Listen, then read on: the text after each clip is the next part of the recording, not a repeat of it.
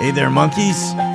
Grab that cup of coffee, kick back, and relax. We'll get started with a SITREP in just a minute.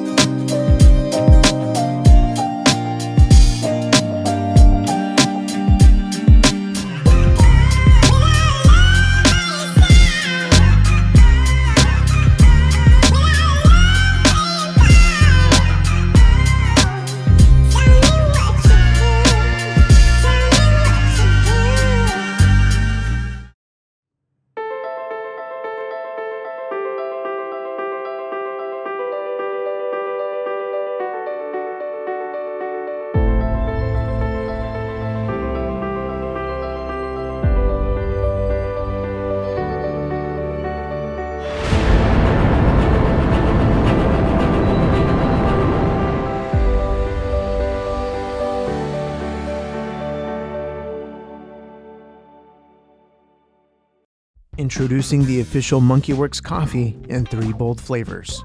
Fog Navigator, the master of mornings, chocolate and apricot. Texas Pecan, Lone Star Luxury, pecan and cocoa. House Decaf, full flavor, no buzz, smoky dark chocolate. 3 bold new flavors now available at monkeywerxus.com/shop or scan the QR code on screen now.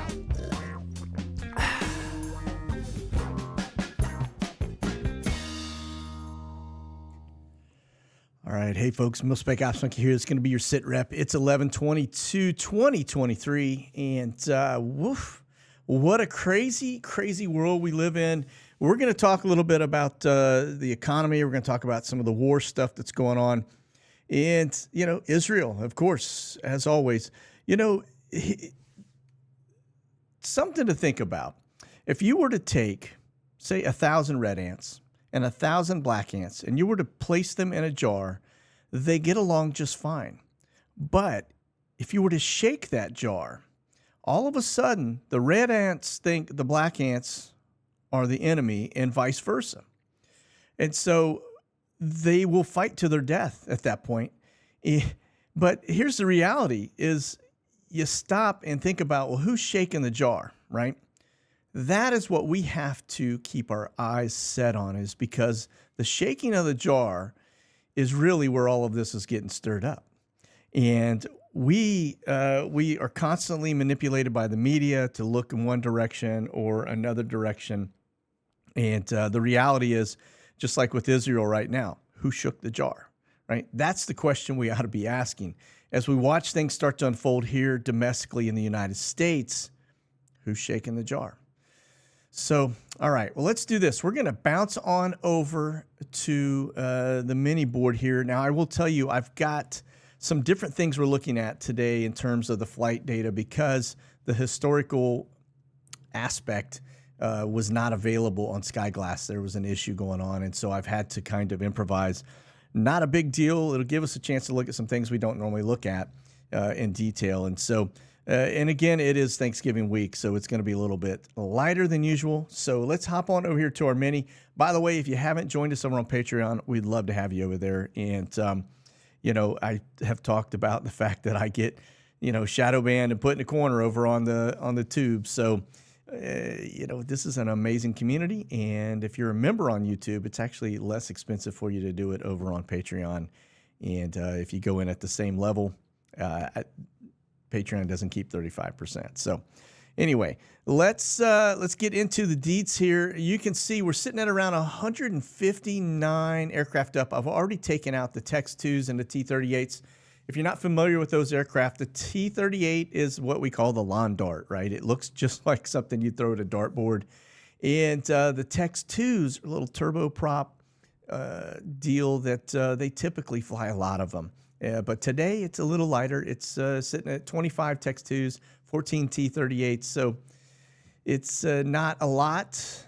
It's a beautiful day in Texas, so you'd think to be flying, but because of the holiday week, it is lighter. So total 159 is the count, And again, it is a little bit lighter. We do have a little or a few electronic suite items in there we'll look at.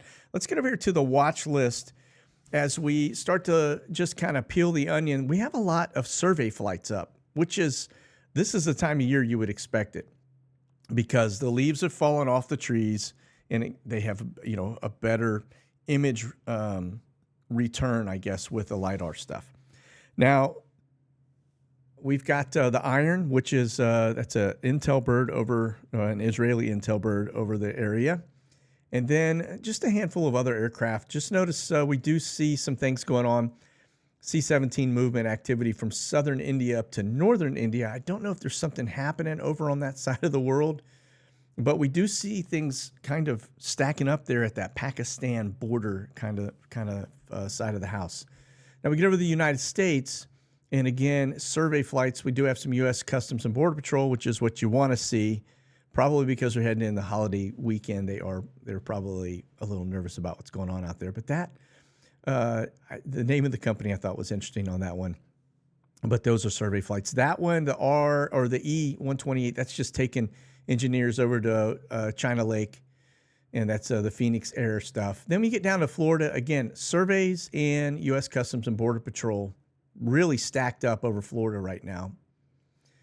As you can see, just kind of getting into those, a lot of survey flights. And then up on the eastern seaboard, C-17s coming in, more C-17 activity, and then you can see a lot of survey flights there. I'm going to back out the surveys. You can see them go away.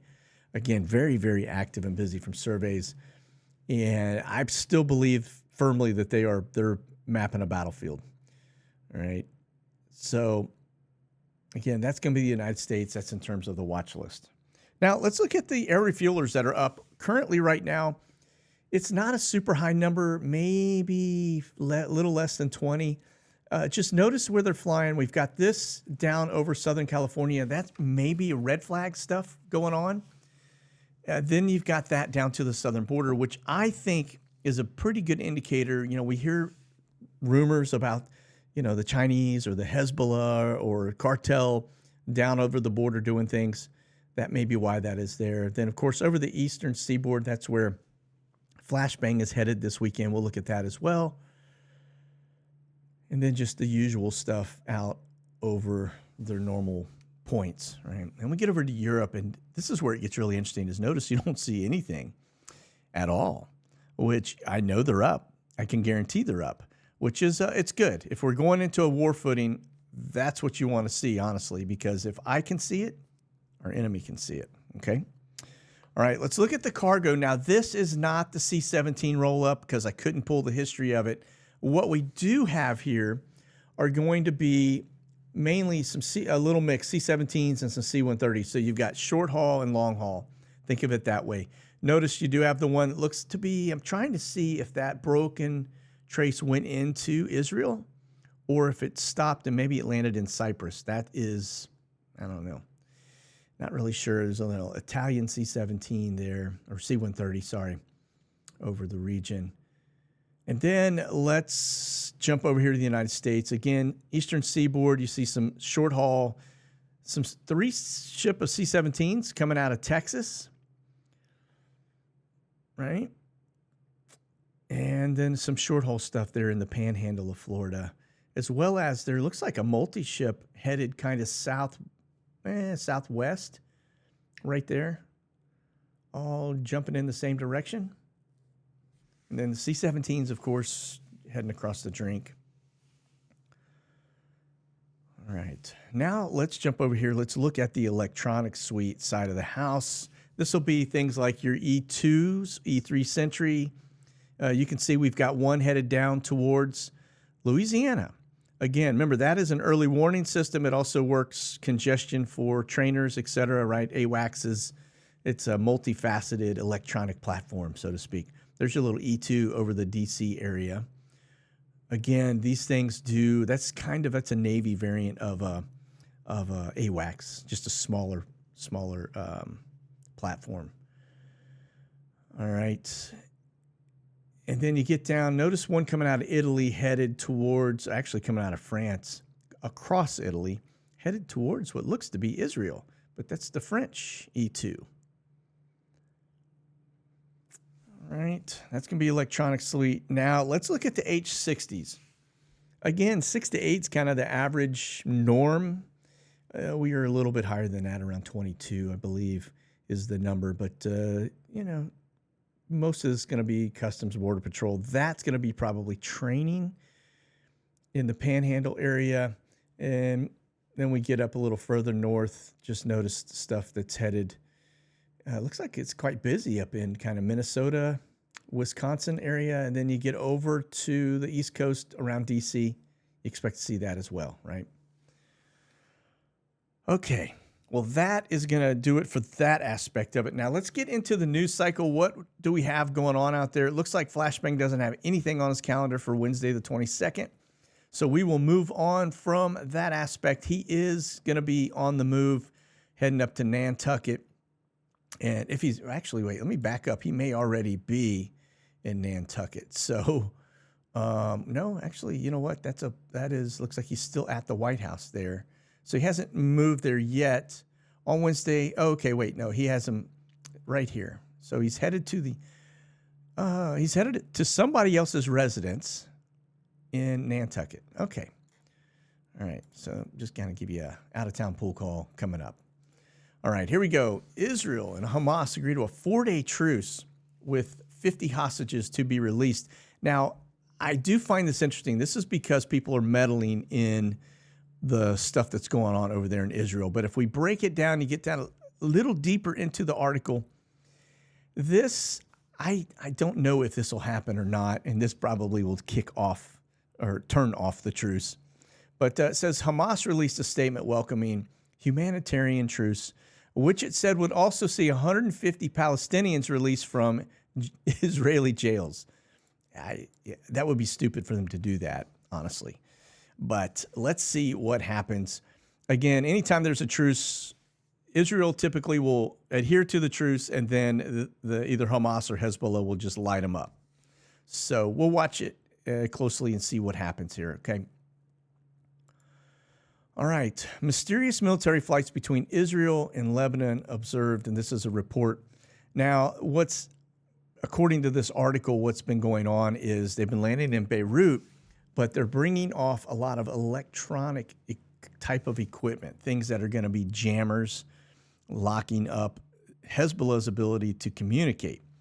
And as we've mentioned in previous SITREPs, the fact is Hezbollah continues to pop things off from the north. And I expect that to probably continue, if not increase, at its current rate. It has done nothing but been on a continuous uptick. So we'll watch that. What they're doing is baiting Israel to engage. At the same time, we got stuff going on. There was some footage of a C-130 gunship taking out targets in, I think it was Syria, over the last couple of days. So it's definitely starting to pick up all across the whole area, right?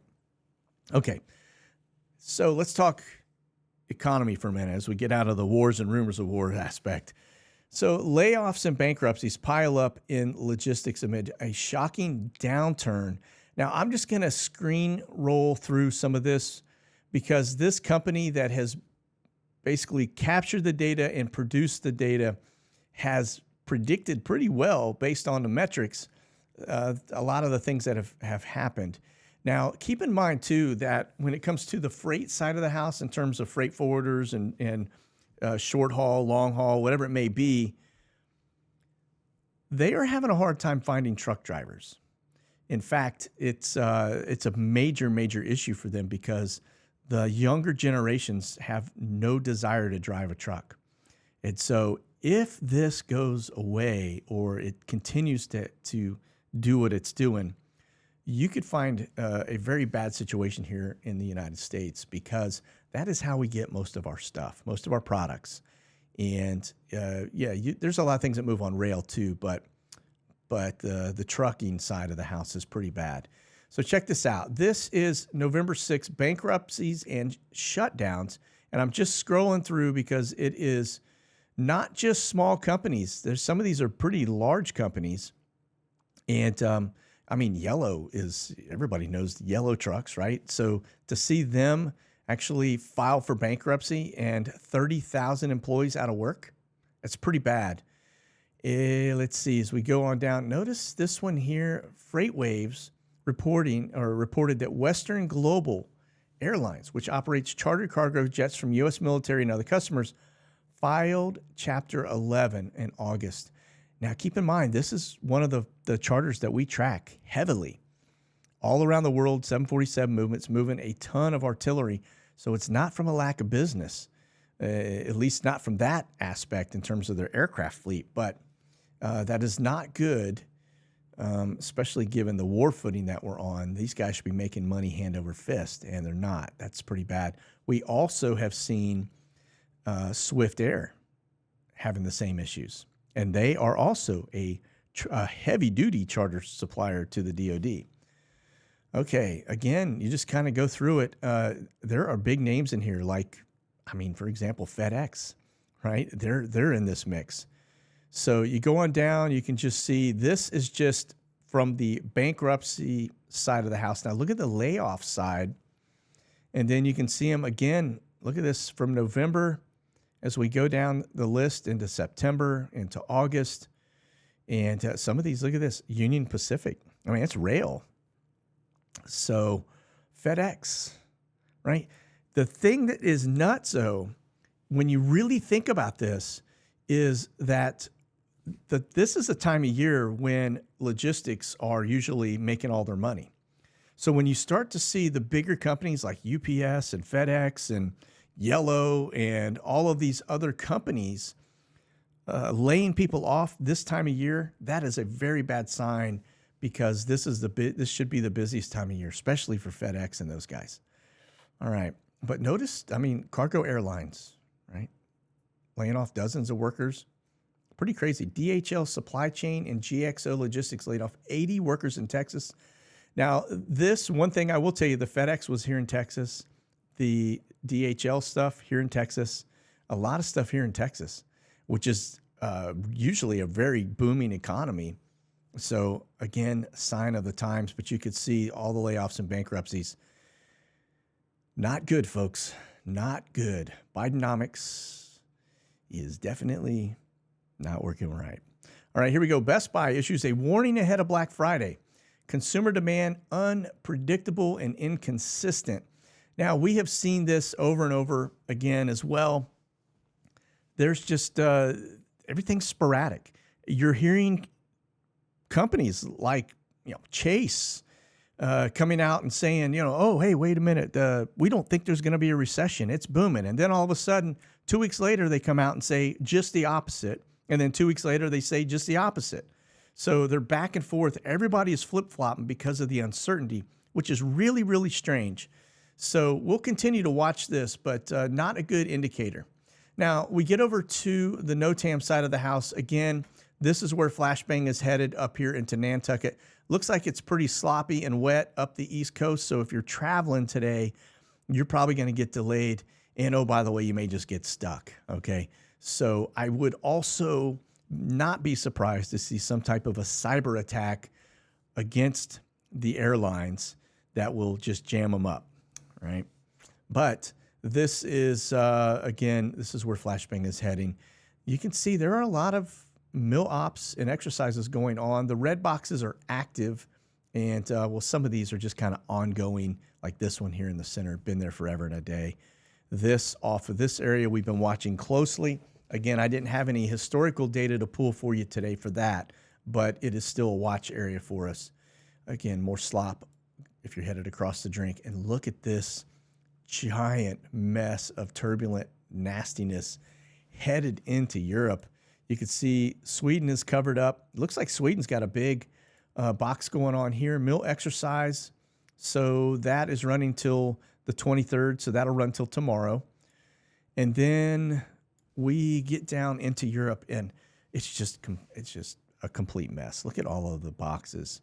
I would hate to be a pilot over here, because you would be flying nonstop into areas that have some type of restrictive airspace. Okay. Here's that. So let's move on. Let's get over here to the other side. If you didn't see this, so a Navy P-8 actually overshoots the runway and ends up in the water. Everybody made it off just fine. We are starting to see a significant uptick in military accidents, right? And some of them are tragic. Thank God this didn't end in some type of tragedy. 9 people got off just fine and dandy, but we're seeing an uptick, and I think it's because of the up-tempo. They are already lean. Everybody is lean. They're not getting the recruits and the people coming in to the degree that they used to have. People are working longer hours. It's no different than the commercial industry in terms of the pilots. You know, they can only fly so much, and then they start to get fatigued. And if you're pushing that during wartime or, you know, up-tempo to heading into war, you start to see accidents occur, right? Because people are very tired and fatigued. So anyway, this is a picture of it sitting off in the runway. Notice the nose cone has popped off. I can't tell if that is actually the fuselage that is broken or what that is on this piece that wraps around the fuselage there. But nonetheless, it's sitting in shallow water. Thankfully, it wasn't too bad. The wings are intact. Everything else, this plane will probably go through some heavy overhaul and fixes, and then it'll be back in service. So anyway, here we go.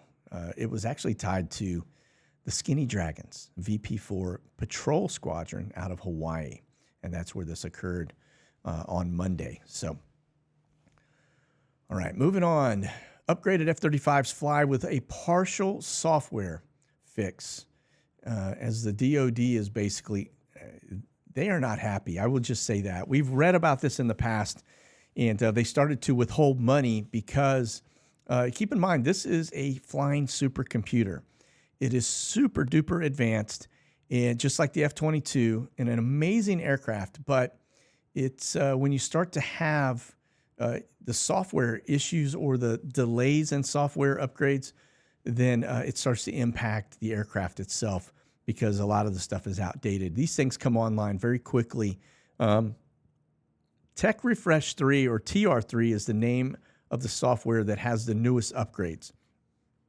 Now, the interesting thing about those particular upgrades is they're talking about, so TR3 upgrades are necessary to pave the way for more expansive modernization. Sound it out, man. Known as Block 4, right? So it would be like TR4, right? But Block 4, which will follow the F-35, which will allow the F-35 to carry more long-range precision weapons and improve its electronic warfare capabilities and target recognition. And so, you know, we've seen some accidents in recent months with the F-35, and they say that some of that is probably tied to the fact that the software is not necessarily where it needs to be, okay? So anyway, we'll keep our eye on that, but hopefully they'll get that fixed because you don't want to go into war flying, you know, old software and old equipment. Of course, that's what the Russians do on a regular basis, but that's not us. And then the other piece of this, Germany pledges new military aid worth 1.3 billion euros for Ukraine. I guess he's got photos of somebody. The fact that they are continuing to pump stuff in. The U.S. is not as much. Now, we will look at some of the flights going in and out. I did catch some 747s rolling in. My guess is probably artillery or some replacement equipment, but it has definitely been on the downtick, okay? Notice the big thing here that they are starting to push in. We're seeing more and more of, and that is air defense systems. All right, moving on. This will give you a general idea of just how many immigrants are moving around. Now, we typically will watch a lot of the flights coming and going. Externally, they'll go international, and that's a good indicator of troops moving. But when you start seeing the little short haul, small 737s coming like from Southwest Airlines, National Cargo, that Airbus A320, that right there is more than likely carrying immigrants. I mean, it could have troops, but I don't think so. So anyway, notice this one's coming in from Dallas Love Field. And then, of course, it heads from there to Boston, which is up to Manchester, New Hampshire. Sorry, I say Boston. It says Manchester, Boston Regional. There we go. Read it all the way out. But that is where that is headed. And Glex, that's not anything we need to pay attention to. This here, Sun Country, again, coming inbound from Minneapolis. And we already know they're getting a ton of migrants up there. So looks like they are continuing to just rotate.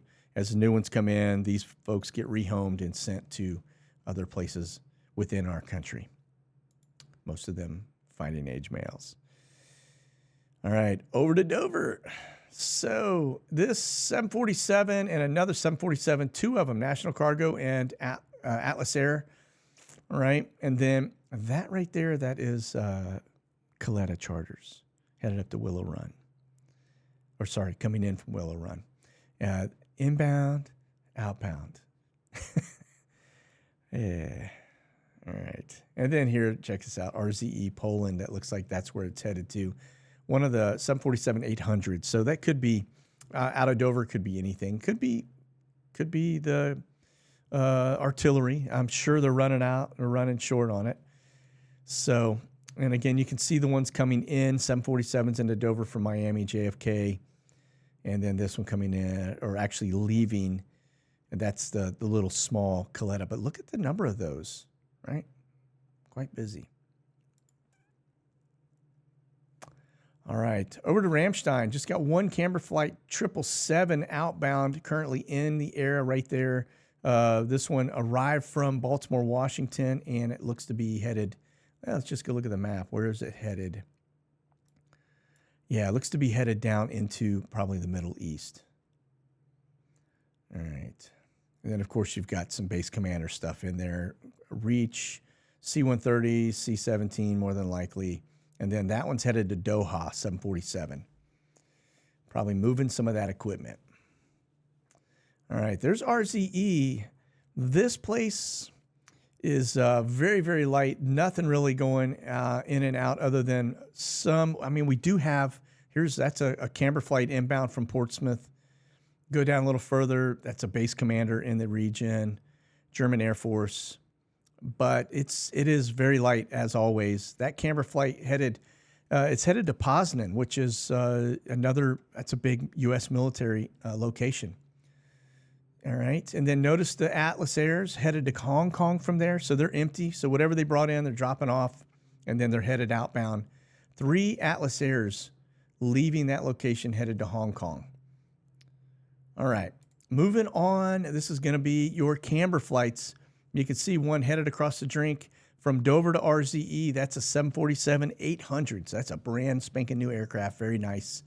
And then the rest of them coming out of Europe, looks to be heading into the Middle East.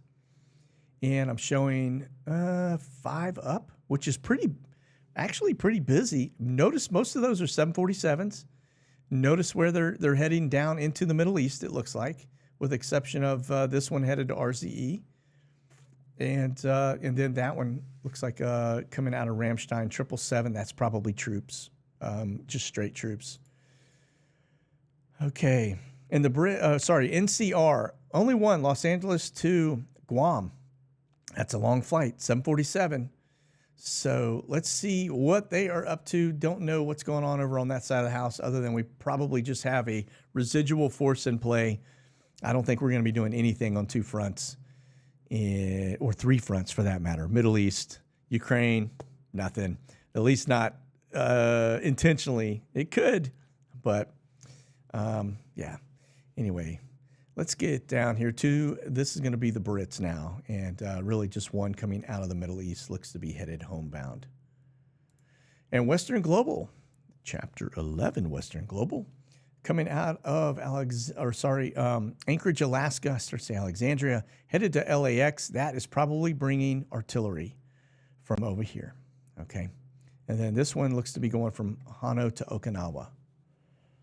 And then last up, let's just take a look at the Immigrant machine. As you can see, some moves to the interior of the country. Very active and busy today, but a lot of stuff down into Central and South America.